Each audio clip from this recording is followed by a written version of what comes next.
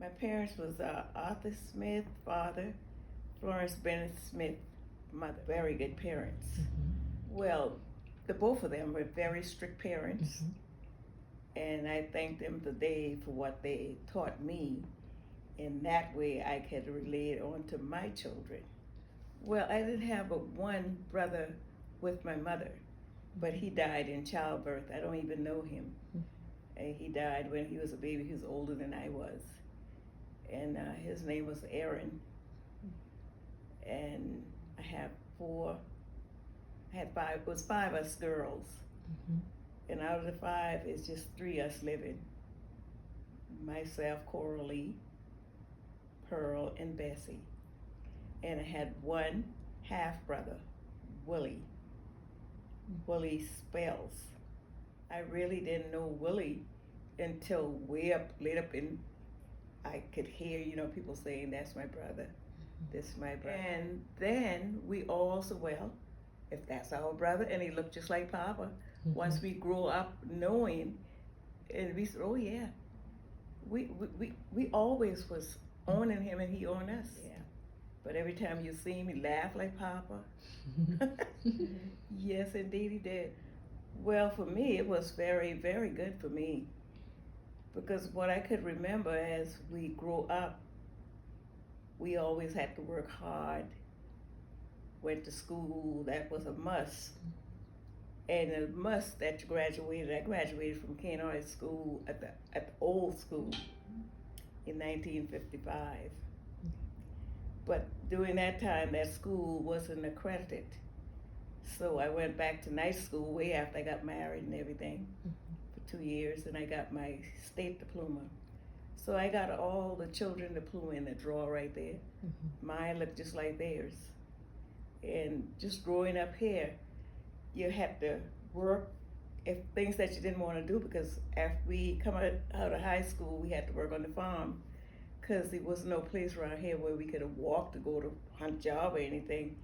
The only thing we could do is catch the old truck and go on the farm, pick tomatoes, whatever else out there to do, pick cotton. We did that a lot too.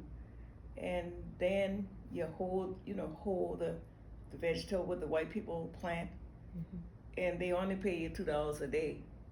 So if you work 5 days, that'd be $10 a week. And then they want to cheat you out that.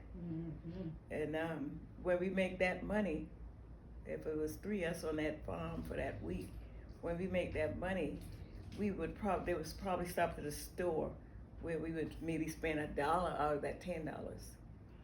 But the rest of the money we take home to our parents, because they had it hard themselves. Because every dollar and every penny accounted for themselves. So we contributed, and that was a good thing. And that learned me to show my children what it means to make a living. Because once you come up the hard way and you ever fall back in hardship, you will know how to survive. But if you never went through that, then you wouldn't know. But I thank God for the teaching and the understanding that my parents instill in us. And I love all my nieces and nephews. They call me Head Corley. That's for my heart with joy. Yes, ma'am. For me to live, and I see we got big children. Robert and his 2 young men been here and spent these couple of days with me, and I look at them, they're big. Big built. Just Robert like, and Garrett? Yeah. Robert and Garrett. Big, strapping fellas. And let me tell you, when they came in, I know my house ain't never been dirty, but they put a cleaner on the house. Ooh, geez, they said, well, whoever learned y'all how to clean, really, y'all know how to do it. Yes, indeed, but I was so happy for them. Because Pearl, you probably didn't know, but I was sick, but I took sick about 2 months ago. I know, and too many people know. I fell with not a heart attack, I fell with a high blood pressure rush. And I had high blood pressure since God knows when, since 2000, Harold died 2005. Had it way before then, because I used to take medication way before he died. But this was the first time my blood pressure ever rose up so high. One Sunday morning I got up, and I know my head starts spinning. Mm. So I said, well, let me take my blood pressure. First time I took it, it was 179 over 50 or 60 or something like that. So I sat down right on the chair to the table there, and I said, well, I better try and take it again. And when I took the last time, it was 201. Oh, wow. And I sat there and I had my thing on my neck. I got them upstairs, must be, on the charger. And I had that on my neck where you just mash the button, Mm-hmm. and the ambulance came right away. And then they had to took my blood pressure and had the same reading that I had. And they said, "Well, Miss Smalls, you've been in here walking around when we came, but you could have had a heart attack or you could have had a stroke." Mm-hmm. But it didn't happen. But we're gonna have to take you to the hospital, and they did. And they bring the ambulance so quietly nobody heard the siren or anything. So I was dressed already, waiting on them. And then they put me in there. And but the thing that I wear is worldwide.